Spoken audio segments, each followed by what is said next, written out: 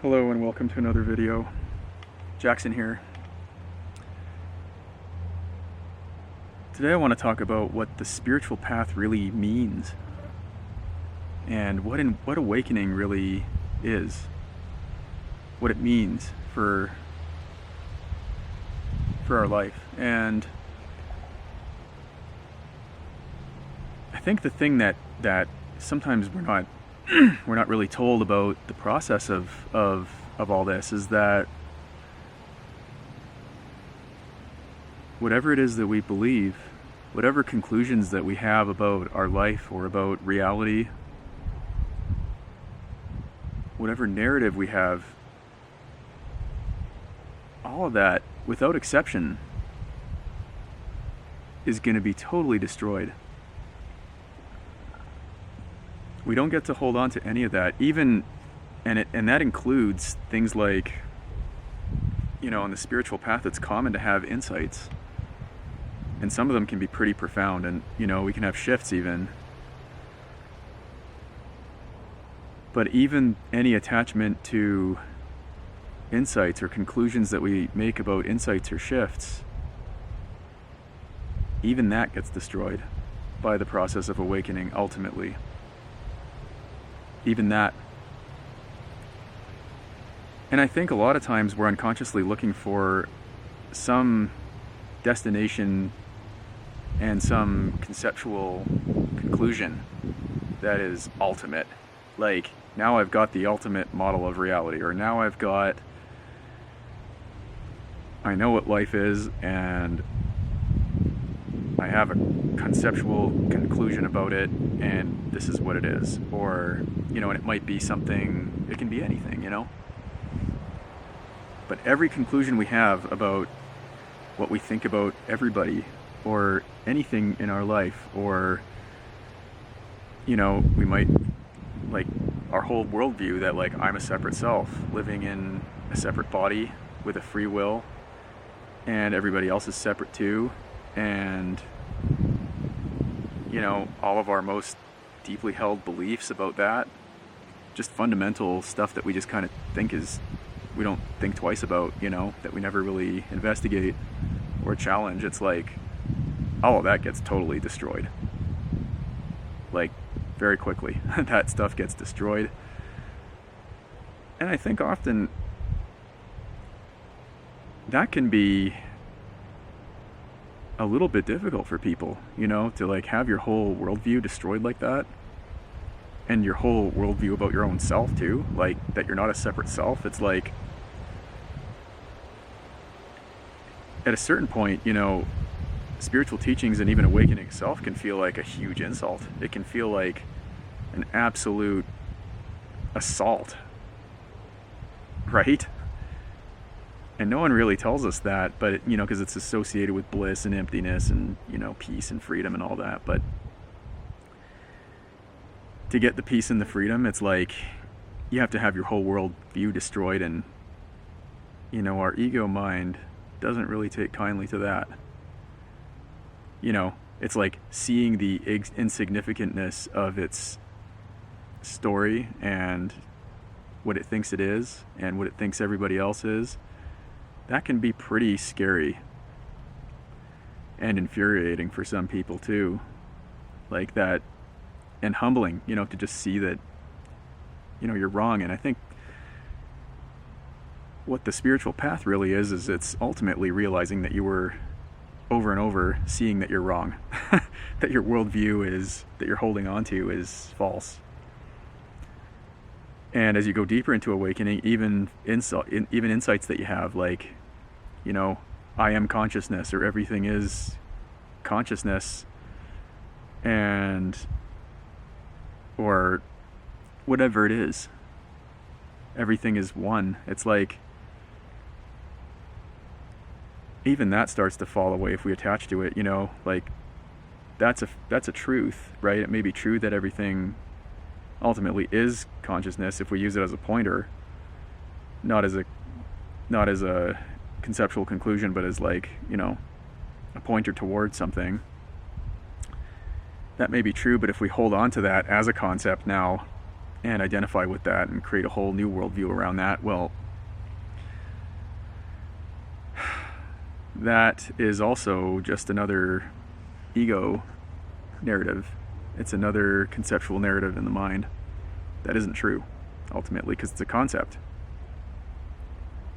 And reality, infinite reality that is unbounded, can't be conditioned and packed down, boxed up into a nice little concept. Can it? No. You know, like our mind can imagine all kinds of concepts and ideas. It can imagine a lot of stuff, but it can't imagine the present moment. Your mind cannot imagine the present moment. It can't imagine the here and now, because only the here and now is the here and now. Right? And so sometimes it's even like letting these insights go. Like letting insights about the true nature of reality go as well. Because,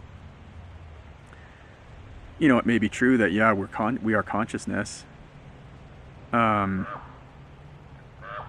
it may also be true that we have a whole bunch of hang-ups happening, and sometimes people use an ultimate truth like that, like I am consciousness, as a way of, I'm not the person, you know. They can kind of use that, right? Like, I know I'm not the separate self, I know I'm consciousness, and they can kind of like logically try to use that as an excuse to not have to deal with hang-ups or difficult emotions or difficult things, you know. Like use an ultimate truth as a way of avoiding a relative truth. The relative truth being whatever difficult thing it is that we don't want to face in ourselves. But the bottom line is this: all truths that we recognize spiritually actually are paradoxical in nature. And in the awake state, in a true awake state, we don't flee into one to avoid the other, right? We don't try to hide in a higher truth, like I'm consciousness, and then use that as an excuse, right? What we do instead is both truths are simultaneously allowed to exist. So it becomes paradoxical that relatively you can be a human being totally hung up with unresolved material and simultaneously also know that you are this awakeness, this deeper truth. And really it's where those two truths come together. That's where the alchemical fusion happens. That's where the transformation happens, is when we bring them together, not use one to avoid the other, but when they're actually brought together, because all truths are one also, right? So in other words, when we use the awakeness to meet that which is unresolved and unawake, right? Which is unconscious. So as a result, it's awakeness, true awakening. It's like you can hold these multiple perspectives at once, you know? And it's not a problem to do that. It's just what it is. You know, you can be awakeness and paradoxically, simultaneously, counterintuitively even, have a hang-up arise or have something else arise. And it doesn't become a problem, because then it would be dualistic, right? If we have an ultimate truth and a relative truth, and there's, you know, we're going to pick one over the other, that's now dualism, right? That's division again. It's not true awakening. So awakening is kind of allowing all that to actually all come together again, right? So it's the awakeness of the undividedness coming together, which still feels like it's divided or conflicted or separate somehow, or difficult or whatever.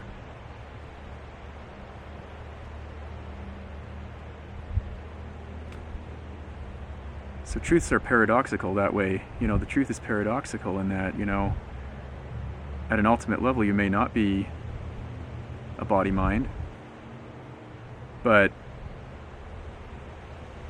you may also, from one perspective, be a body mind. And you may from another perspective actually be everything else spontaneously arising.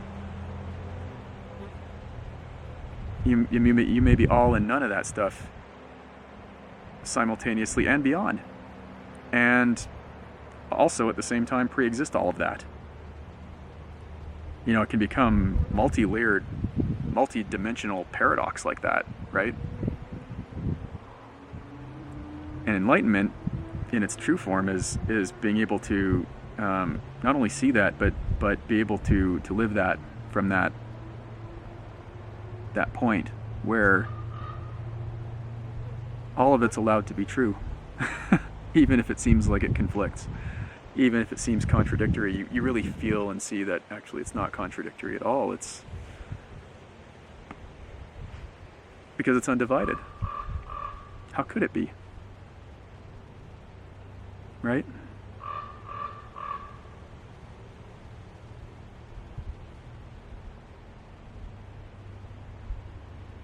So,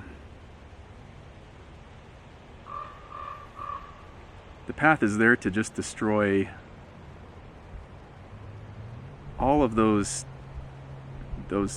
points of fixation and all of those points where we tend to avoid the paradox, you see. Areas where we avoid the paradox of multiple truths being true. It's like, instead of just holding on to a certain perspective or worldview that aligns with what we already believe or with what gives us a better experience, enlightenment is about the truth. It's not about what feeling better. It's not about believing something because we've always believed it. It's about it's more of a dismantling, actually, of all of that. And is that an uncomfortable process? Sure. Sure is. It sure can be. Especially if we, resist that process, totally. And then a lot of people end up in like these half awakenings where it's like, yeah, like they kind of know, we can kind of know that we're not separate, but we can still feel separate, right? We can still behave out of tune with that. But really, end of the day, it's just about all of that coming together, all of the unresolved stuff, all of the hang-ups that we know we have too, all the difficulties, and it's just like actually allowing it all to come together. And like I say, at first, it's like the whole egoic world structure starts to crack and crumble and shatter, and we're kind of just left in this nothingness for a while, but it will try to rebuild itself, and it'll rebuild itself around the new worldview of it'll reinterpret the new worldview of awakening as in a different way with a different model, and it'll try to do that. And if we're not careful, we will start attaching to all those insights. We'll start attaching to that new worldview, right? We'll start attaching to that new interpretation of reality that we now have, and create like a spiritual ego around it, or a spiritual ego worldview around that. But even that, like I say, even that has to go. So it doesn't really give you any final conclusion to rest in, or any final place to land. You're kind of just left in it with nowhere to land and nothing to hold on to. But that's part of the freedom.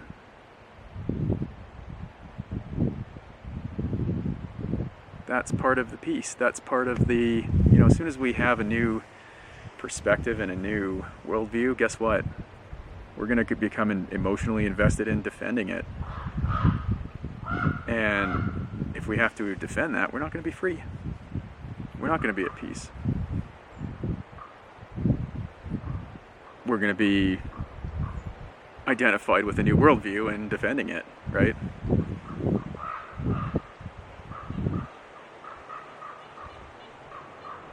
Or we're going to be using a new worldview as a way of bypassing and not taking accountability for our life, which is antithetical to awakening and dualistic.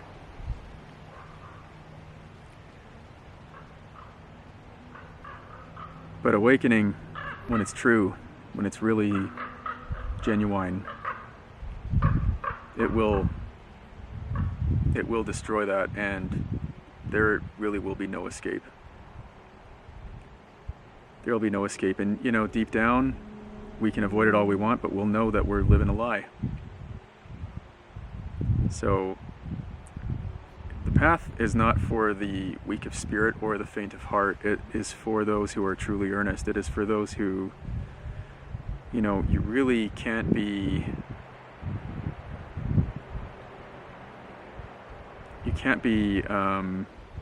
a wuss about it. You have to have a willingness to be vulnerable, and you're going to get humbled many times through the path.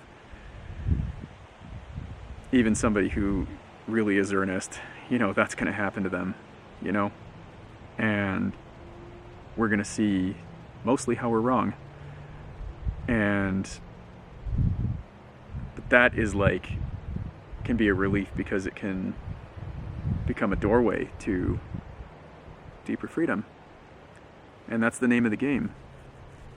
It's not that our ego becomes free. It's not that the one with the worldview, that we become freer and better and more improved and all that. No. That is an illusion that goes away. And that illusion isn't going to kind of seeing that it's an illusion, right? It's going to fight back with everything it has to try to uphold to try to survive. Because it's the survival mechanism in us that kind of gets transposed into that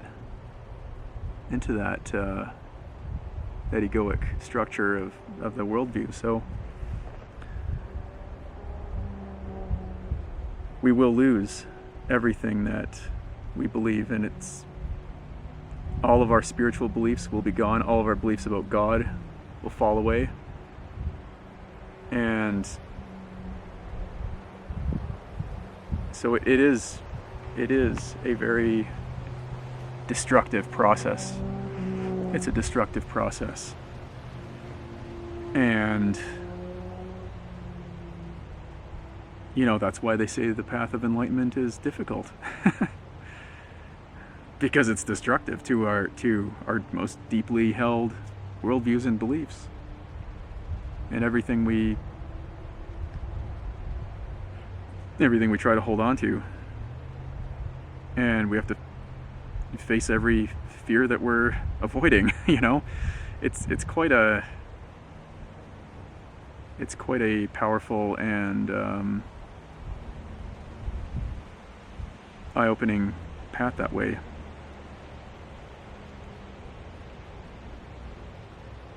So if you have any questions, feel free to leave them in the comments below. And if you like this video, feel free to subscribe and leave a like. And we'll see you again next time. Thank you so much for joining me today.